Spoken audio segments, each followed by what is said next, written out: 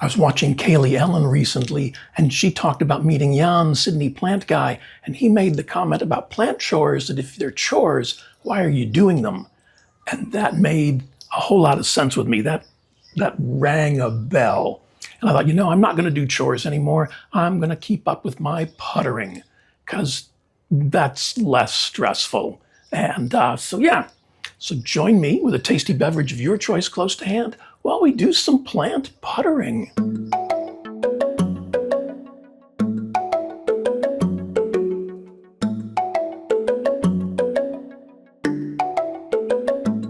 And before we get around to the puttering, I've got some things in bloom. Well, one of them's in bloom, one of them's going to be really soon, but I'm really excited about it. So the first one up is my Hoya pubicalyx. And those blooms are down in there. They are very pretty.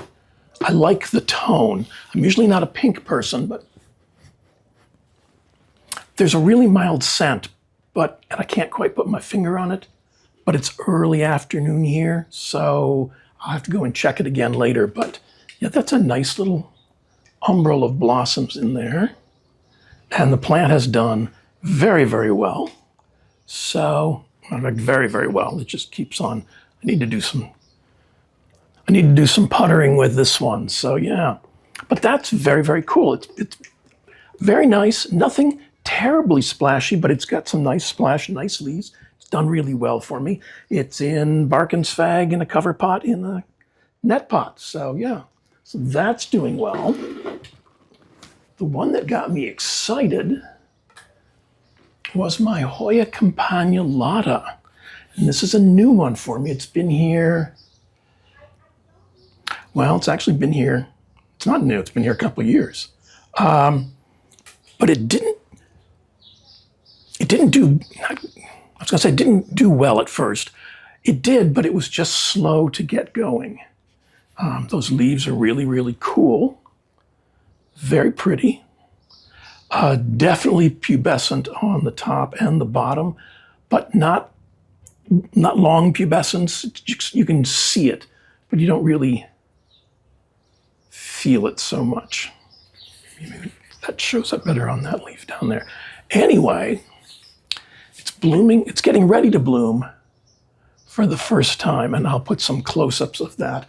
There's another peduncle down here and one here. So I think this one is going to need a good trellis. So that's a puttering project for later because I've got other things on the agenda for today. But yeah, I'm really thrilled with that. And I'll keep you posted. If it blooms within the next 24 to 48 hours, I'll take pictures and I'll just drop them in here. But I think it might take a little bit longer than that. But we'll see. Fingers crossed.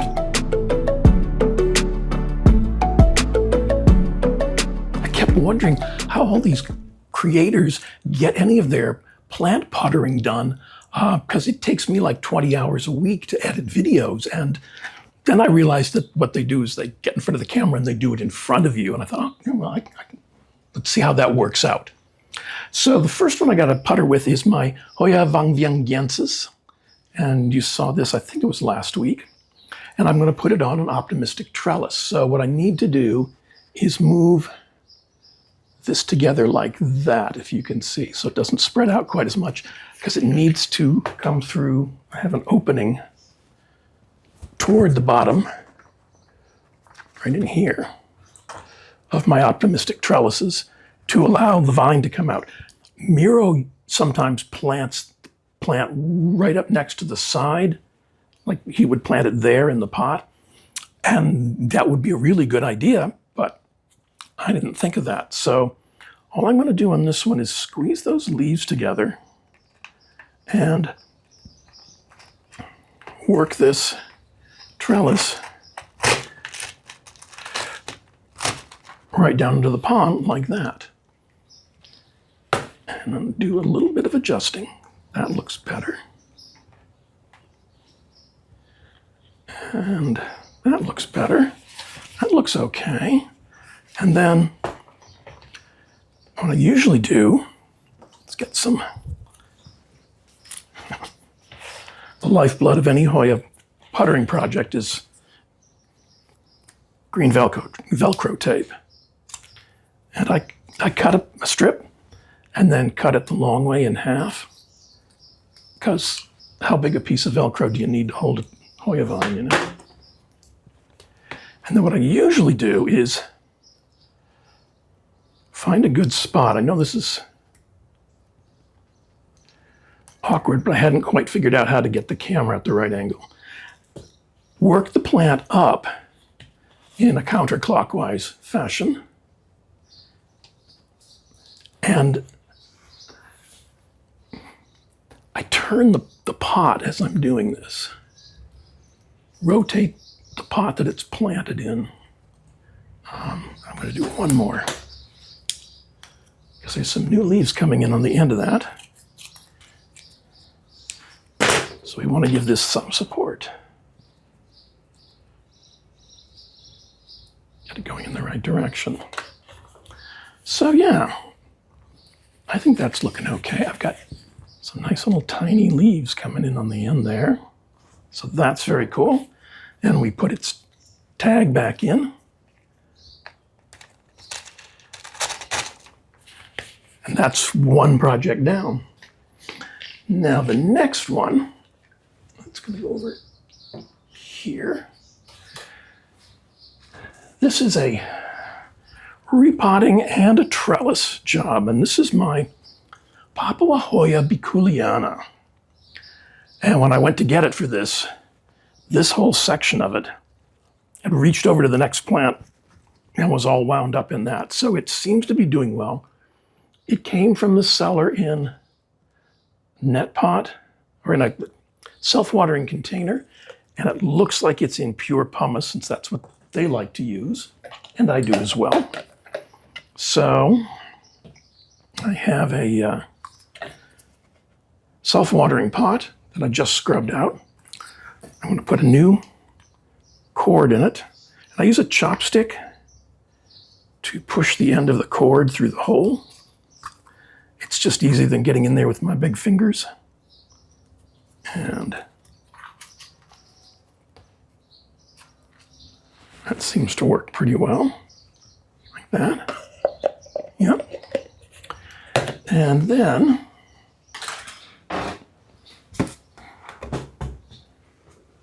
my little repotting tray. Actually, this is not so much for a repotting tray, it's just to keep all the, I'm going to put this in pumice, so this is to keep the pumice in one location. And add a little bit of that to the bottom.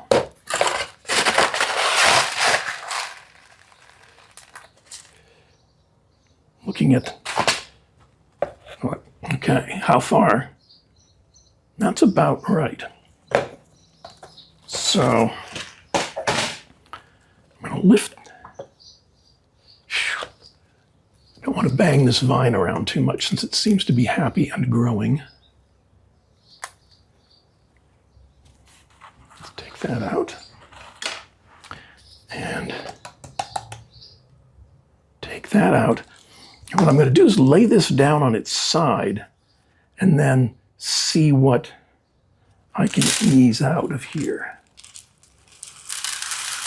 Ooh, that went very well. And I'll try and lift it up so you can see how well that went. It's got a nice little root structure. I'm going to get another scoop of pumice ready. There is a little tag on this, a grower's tag, that I'm going to try and remove. Oof. It's going very well. See a little green, probably to identify the cutting. Anyway, it came out pretty easily. It's only slightly worked up around the wick. So I'm going to take some scissors and cut that wick. Cut off as much as I can. Ooh, okay. That looks like as much as I can. All right.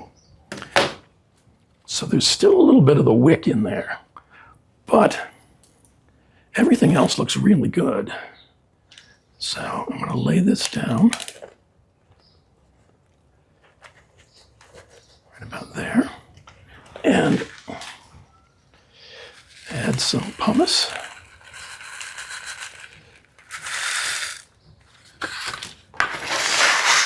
I'm going to have to work out a better way because y'all can't see what I'm doing. Hold it up like that. And I'm just filling it in.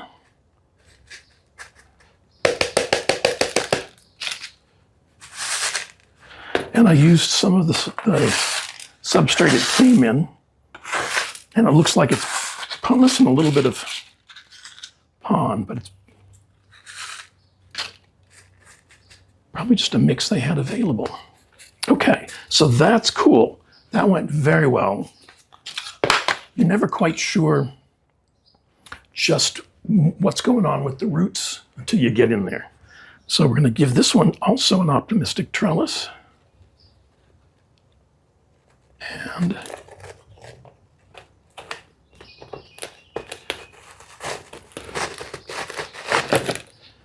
tuck that up. That peduncle, because I don't want to lose that. Okay. Okay, so I've got this one settled, and I'm going to do the same thing. I've got some more. I should have bought stock in this years ago. But Cascon Fay. Okay. And I'm cutting this in half. And again, what I do is I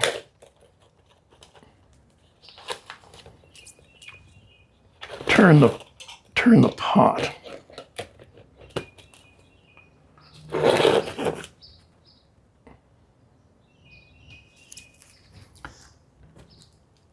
Let the vine get kind of loose, and then turn the pot. And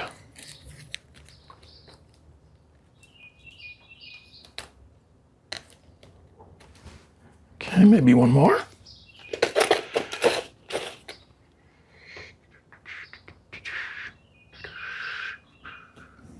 Okay.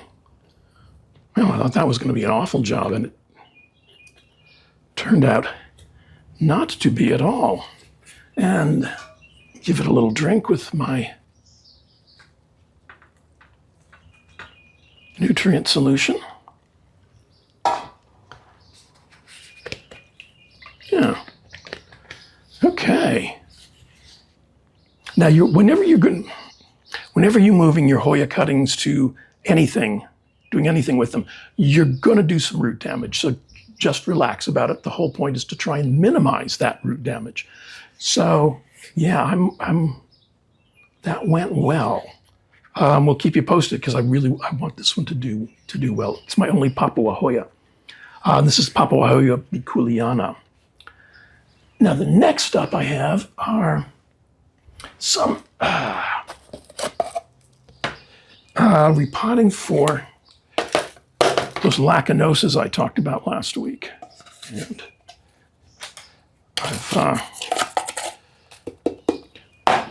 haven't done them yet, so I thought, okay, I can do them now. Where am I? There we go. And these are hanging self-watering pots. I've got a little tab on the back. These are really handy. I have some sets of grow shelves that have garden fence, 2 by 2 inch by 3 inch garden mesh, and that is 5 centimeter by 7.5 centimeter, something around that size. The grid is that size. So I have it stretched down the back side of some of my grow shelves, and I can hang these under the lights. It just worked out really well for my other lacunosa. And I can get, with this size pot, I can get 4 or 5 in a row. If I do a staggered, or like 4 over here and 4 over here, then that gets me 8, and then I can usually do 2 on each side. So that's 10 lacunosa, good-sized lacunosa in a fairly small space, which, yeah. Once you get some of that garden fencing, you start finding all kinds of uses for it. Oh, so, okay, there's one, and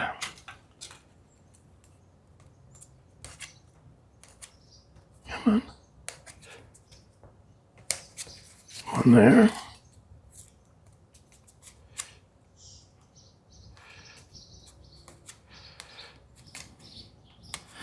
Now the pots I'm moving them from are not much bigger, but the reservoir is.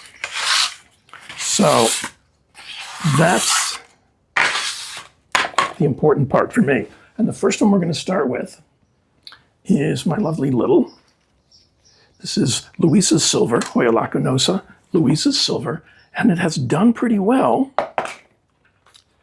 But it's just, it uses up the reservoir in these little cubes just way too quickly.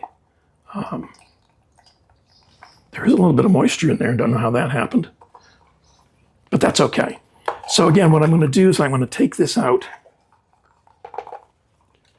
I'm going to lay the pot down on its side and see what we can coax out. There's almost nothing coming out the bottom. So I'm kind of thinking that this is going to go smoothly. Let's see. Ooh, very smoothly. Cool. So this is the root ball that came out of that. And I'm going to put a little bit of that substrate.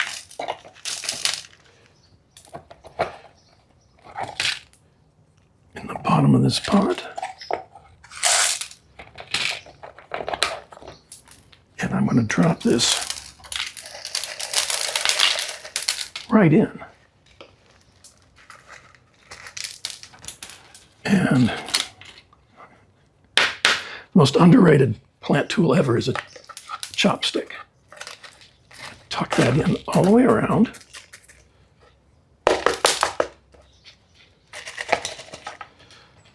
And what I like to do is, I learned from bonsais, you put the chopstick in and just wiggle it a bit to get everything to settle. You want everything that can be in contact with the roots to be in contact with the roots. So then, I thought this was going to be really difficult. This is good. This is very good.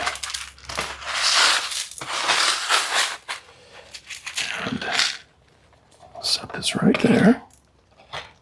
Yep. Needs a weight.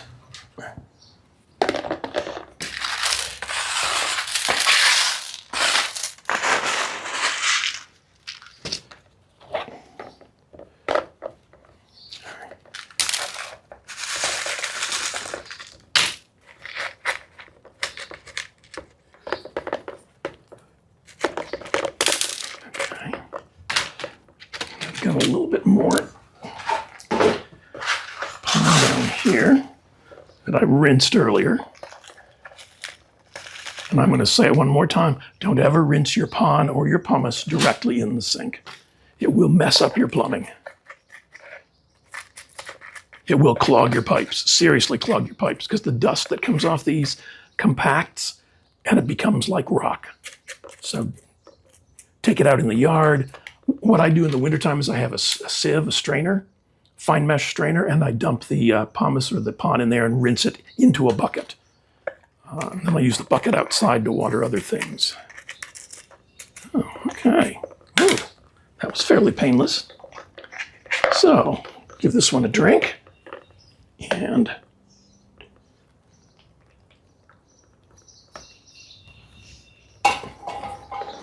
woohoo! That's Hoya lacunosa, Louisa's silver, in its new hanging self-watering pot. that's very cool. All right, we're happy about that one. I got a couple more of those to do, but they're not all going to be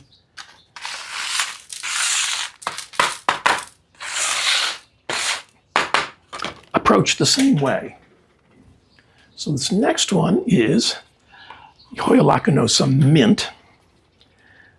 And this one just needs, again, the same problem. These are nice little pots, but the plants outgrow them. The needs of the plants outgrow the capabilities of the pot very quickly, meaning that the reservoir is just not big enough for a plant this size. So, oh, there's not much there at all. Well, no wonder.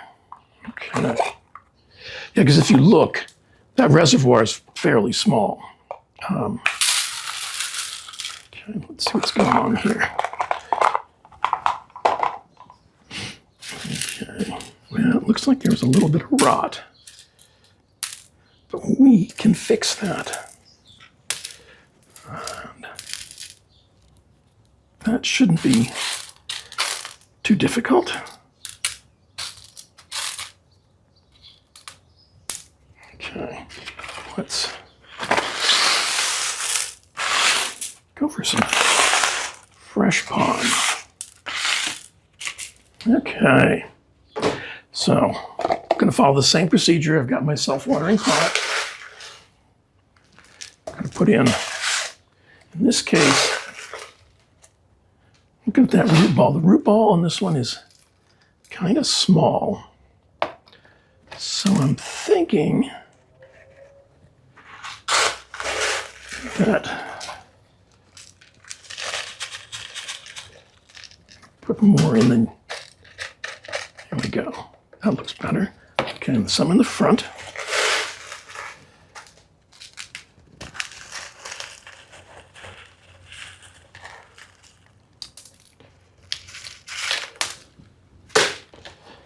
And I'm just going to settle this in.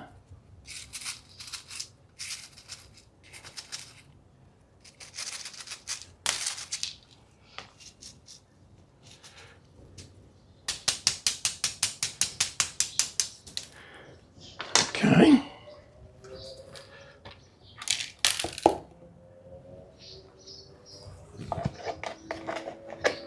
Ooh. Okay, where's my watering? There we go.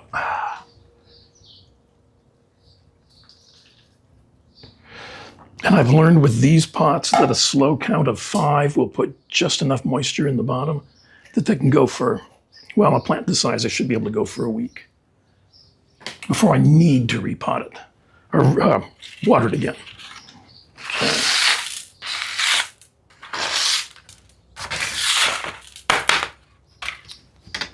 And put the tag in it because it can't tell me who it is, so. All right, now this one is my krohniana super silver. And I think it's got a peduncle on it too. But I think what I'm going to do is I'm going to take some cuttings from this and put them back in here to help kind of fill in. So I think I'm going to cut there and there. Okay. And there. All right, so let's deal with what remains. Let's see what we got going inside. Again, there's not much, well, there's no moisture in the pot, so that's never a good sign. Let's see what's going on with the root ball.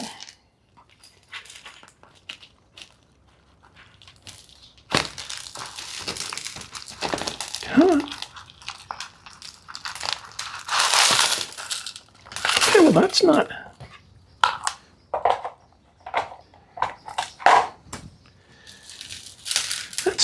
I mean, it's a good size, it's a good healthy root ball. Doesn't seem to be much issue with it, so I think it just wasn't getting watered regularly. Don't know how that happens. Let's get this settled in. That's going to be too much. Okay.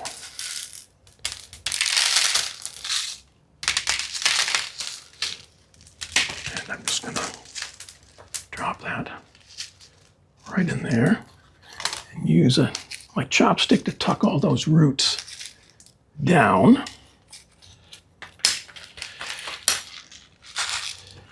And then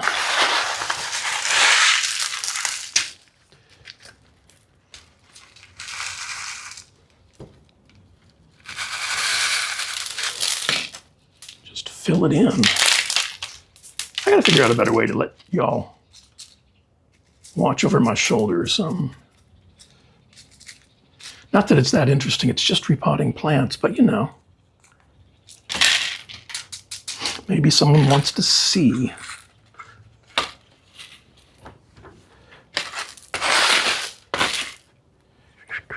All right, behave.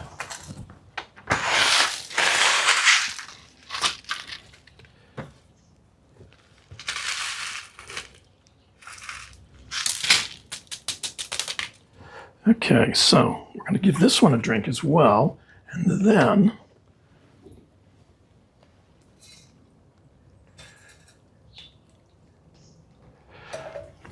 I'm going to put the cuttings directly back in this, just like right in, not even going to root them. See what happens. The plant is still healthy. There's a lot of other material on it. If these two cuttings take, then that will be great. And there are some aerial roots on this one, so that's good. What I'm going to do is, you don't have to use rooting powder,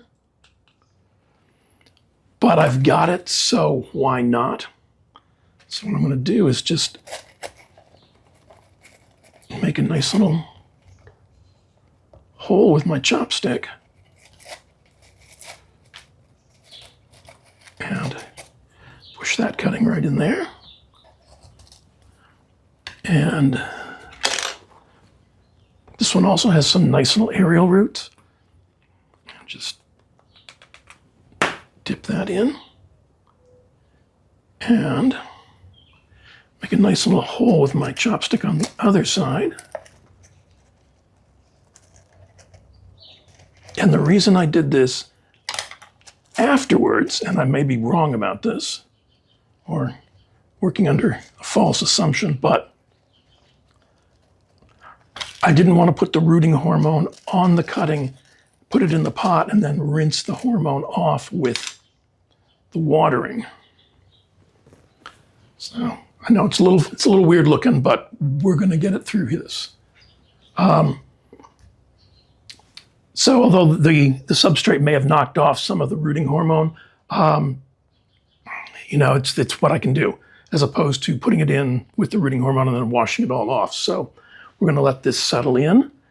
That's the krohniana super silver, and see what comes of that. Fingers crossed. I'll keep you posted on all three of these, see how they did with their transfer. And now it's time for me to go get cleaned up and come back for questions and stuff like that. Well, that was kind of interesting, and I got some of the projects, some of the puttering that I've needed to do done, so that's a plus. I'm going to keep working on getting a better angle. Maybe I've got another camera. Maybe I could set it up as a dual thing. I don't know. I have to figure that out. I have to sit down and play with that. So maybe there'll be some more of these in the future. Let me know if you liked doing this. Let's see, the other thing is the trellises. I still get lots and lots of questions about the trellises, so what I'm going to do in the near future is to do a dedicated video that's just about how I make these trellises.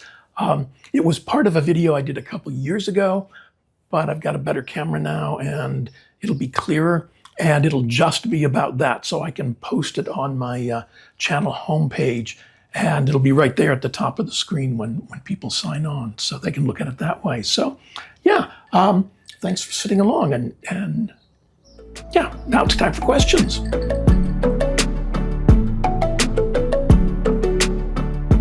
question from the comments this week comes from Annie Litton, 4622. And she says, what do you mean by complex? I saw a Hoya that was for sale, but the seller called it a Hoya polyneura complex. What is that? And my understanding is that the word complex is used to refer to a group of plants. So people will talk about the Finlaysoniae Calistophylla clemensiorum complex, and that's a group of plants, not necessarily the same species, but that share certain characteristics. And I use that term a lot too in terms of those two. There's a few others that are in that group. I would put like Hoya loci and lobi and maybe decipulae in the same kind of complex. Hoya polyneura complex, I've seen a lot, and it would in general refer to, first of all, complex is not part of the name of the plant. Okay? What the seller may mean when they say Hoya polyneura complex is that it is some kind of Hoya polyneura. They aren't sure exactly what it is because there are a bunch of different cultivars. There's boga and there's silver and variegated and inner and outer variegated, all that kind of stuff. And sometimes, as we are often found out, or as we often find out, plants will revert. So you may have a Hoya polyneura outer variegated that suddenly stops being outer variegated and is just plain green. These things happen. Sometimes that's just how the plant goes. I have a Dischidia rucifolia that's sending out all white vines. Just one vine. It's all white. The rest of it is variegated as it's supposed to be, but there's just that one. So it may mean that the seller is not certain about the specific cultivar of the plant. And that's why they use the term complex. But frequently, the term complex simply refers to a group of plants that share similar characteristics in terms of growth or blooms or leaf texture, something like that.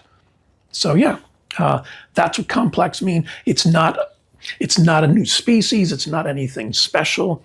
It's just kind of a catch-all meaning of that ilk. And at least that's my understanding of it. So, thanks for the question.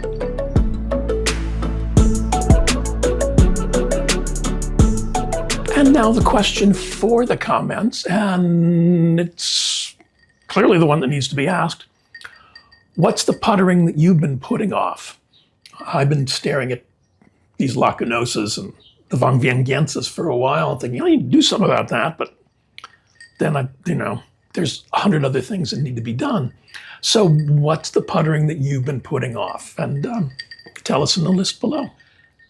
And as always, I'd like to thank you for choosing to spend a little bit of your time with me this week's end. Please remember the thumbs up, like button, the subscription button, the notification bell. And if you're on a mobile device, when you're all done watching and commenting, click on that hype button. All of those things help convince the YouTube algorithm that my channel is popular and that they should recommend it to other viewers, which of course we all agree that they should. A lot of the products that you see me use are available in my Amazon storefront. There's a link in the description where you can scan this QR code with the camera app on your phone to visit that site. I receive a small commission on the sales. It doesn't affect your price whatsoever, and it's a great way of helping support the channel by buying things that you might buy anyway, but through my storefront. If you're in the market for grow lights, I have a relationship with the Sansi Corporation, and if you follow the link in the description or scan this QR code with the camera app on your phone and use this discount code at checkout, you'll receive a 30% discount from the items you find on that site. I receive a small commission on the sales from the Sansi site, and it's a great way, again, of helping to support the channel. I'm really happy with my Sansi lights, and I think you will be as well. If you'd like to support the channel directly, there's a link in the description to my Buy Me a Coffee page, or you can scan this QR code and visit the page directly. If you prefer to work directly with YouTube, there's a thanks button down here in the corner, and if you click on that, YouTube handles everything to do with the thanks button.